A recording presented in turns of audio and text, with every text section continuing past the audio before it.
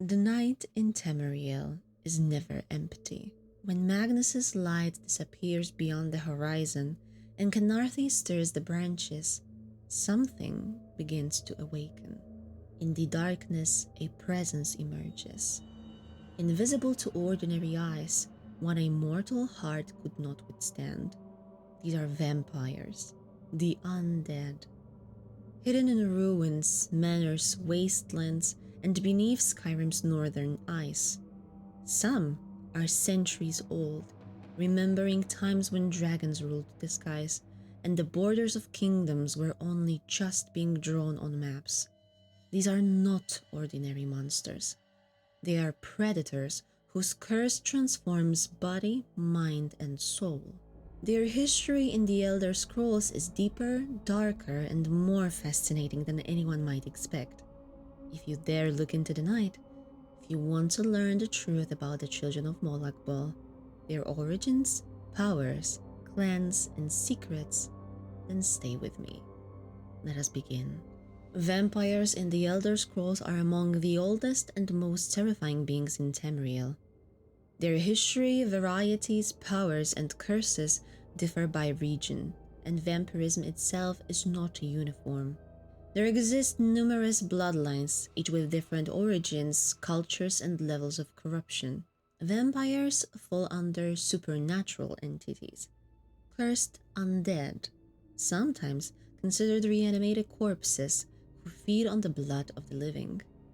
Some claim their hearts still beat despite the curse, while others admit their hearts stopped long ago. Any sentient race can become a vampire. Nord, High Elf, or Khajiit. Young, old, even a child. They exist and have existed across all of Tamriel for centuries. Great and lesser clans fought for influence and pursued their own goals. The Lamai bloodline is the oldest known group active prominently during the Second Era. In Blackmarsh, the Wet Fang clan used to kidnap victims and keep them magically sedated for feeding, while Vaka Shuksalt worshipped cities. In Skyrim, the most recognizable is the Volkihar clan, who in the Fourth Era sought to fulfill the prophecy of the blood-cursed sun. Of course, they were not alone. History recalls the mysterious Snowbrood clan of the First Era in Skyrim, credited with building Castle Thorn. After their disappearance, the castle was seized by the Altmer vampire Ingarian Direni, known as Lady Thorn. Speaking of Altmer, vampire clans existed on Somerset Isles as well, though little is known about them. Their forest-dwelling cousins, however, the Bosmer, have several clans described in the lore book Immortal Blood. Telboth, famous for hunting children, taking their forms and hiding within their families until hunger won them over. Bon Samu, indistinguishable from a living Bosmer, and Yekef, said to swallow victims whole. Another Bosmeri clan, Kirlith, active in the Second Era, was supposed to refuse to hunt mortals and fed instead on herbivores. The Order of Cyrodiilic Vampires, active in the Third Era, was politically influential, refining their image and regarding themselves superior to other clans. Their patrons were Molakbol and Clavicus Vile, whom they latter granting dominion over bloodlust. High Rock and Hammerfell have the largest number of bloodlines. Lirezi, Saleno, and Rasef, descended from Lamai herself, are among the oldest. Other clans include Anthiotis and their enemies the Thrafe, the Harvanu who fought the Montalion, and Garilith and Kulari. Most of these clans existed only as long as their bloodfather lived. Upon his death, the rest would cease to be vampires. In the Second Era, Rivenspire's most famous clan was House Ravenwatch, led by Count Verandis. They followed strict principles, honor, vigilance, and nobility of spirit, using their powers only for good. They fed on volunteers from their household staff, or on criminals. In the deserts of elsewhere, the largest clan was Hollowfang, active during the Second Era.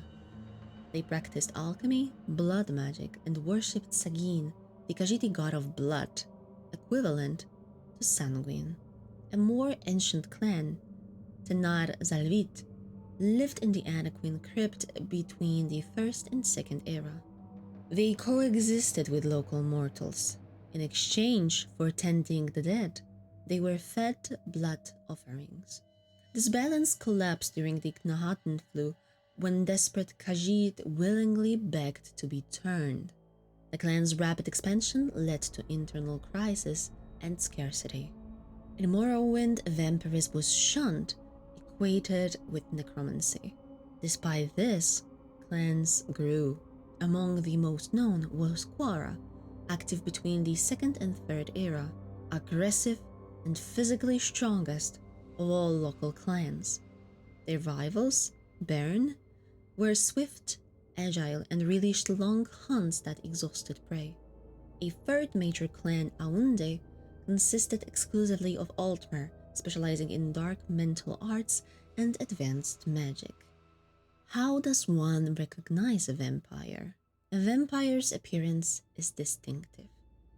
Pale, corpse-like skin, striking eyes, blood-reded or golden yellow with a faint glow, sharp fangs and claws.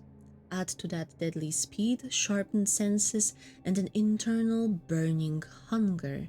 Hunger they must satisfy. Vampires carry the curse of vampirism, which can be contracted in several ways. Most commonly through direct injury from a vampire, a bite, scratch, or a drain life spell. The infected develop one of three diseases: porphyric hemophilia, sanguinare vampiris, and noxophilic sanguivoria, all of which result in vampirism. Symptoms such as nightmares, insomnia, and light sensitivity may increase over time. The infection can be cured within 72 hours, just like any other illness, even by drinking a simple cure disease potion. However, if untreated, the transformation completes, often considered both a death and rebirth. Vampirism can also be induced alchemically. In the year 582 in the Second Era, Sapir Caladan recreated the effects of porphyric hemophilia and administered the mixture to the dying Norsea in Lilandril on Somerset Isle. The experiment succeeded, though it was forbidden by the college. A far more dangerous method involves Molag Bol himself. According to sources, Molag Bol appeared in mortal form before Lamai Beolfak, a Nidic priestess of Arkay. He abducted her, violated her, and her screams of agony became the howling winds that still haunt certain Skyrim fjords. Leaving a single drop of blood on her forehead, Molag Bol departed Nirn, sowing rage within her defiled body. She was found by Nidic nomads, Raseth, Selenu, and the Lirezi, who cared for her. Her body was mangled, torn by darkness and corrupted. Yet her bones began to mend. Sensing danger, the Nidic nomads attempted to burn her, but it was too late. Namai Beolfak was reborn. She begged Arkay for help, but none came. Abandoned by her god, she vowed vengeance on Arkay's children and rebellion against Molag Bol himself. Thus, she became the first daughter of Cold Harbor, and Molag Bol's plan was fulfilled. One Iliag Bay tale claims vampires can be created by mortals meddling with magic and cursed artifacts. Dunmeri nationalists in the Third Era insisted vampirism came from Western necromancy, refusing to believe it could have originated in Vardenfell, likely due to temple propaganda and cultural hatred of necromancers and foreigners. Vampire bloodlines vary greatly. Clans maintain continuous bloodlines, but lone vampires can found new ones. One night is enough for a mortal to awaken into vampire reality and propagate their own progeny. Origin matters. The ancestors of Selanul, Lidesi, and Vraseth were transformed by Lamai and possessed immunity to sunlight and holy artifacts, traits not shared by other clans. What are the types of vampires that can be found in the Elder Scrolls? Pure blood vampires resemble nobility among mortals. They consider vampirism a gift and an honor. They are far stronger than ordinary vampires. A known example is the Volkihar clan in the Elder Scrolls V Skyrim.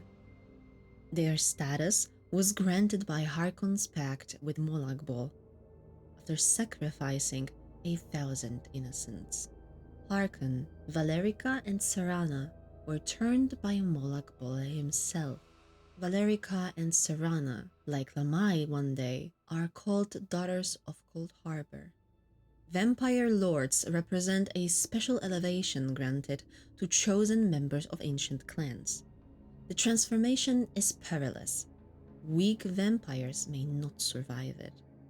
A vampire lord becomes a monstrous, gargoyle-like creature devoid of any human features.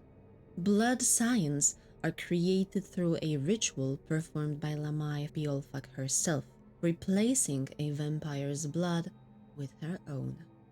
Comparable in power to vampire lords, they were Lamai's answer to Molag Bal's strongest creation.